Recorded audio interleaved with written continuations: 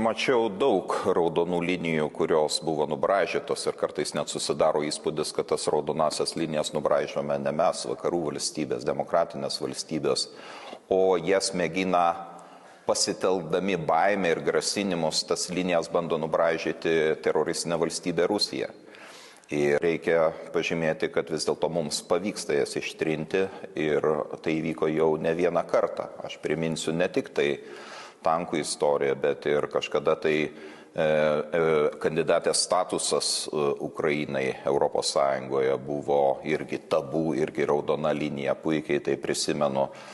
Kitokio pobūdžio ginklų, kad net ir, sakykime, karui prasidėjus, Vokietija iš pradžių kategoriškai sakė, kad siūs tik tai liemenes, šalmus ir panašią įrangą, bet jokių būdų ne ginklus.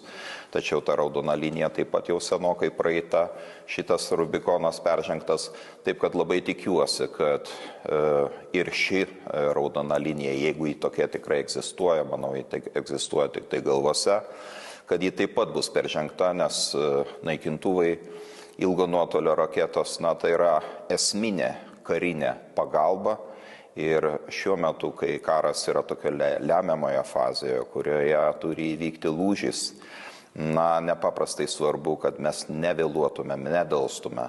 Taip kad mano atsakymas į jūsų klausimą būtų, tos raudonos linijos privalo būti peržengtos.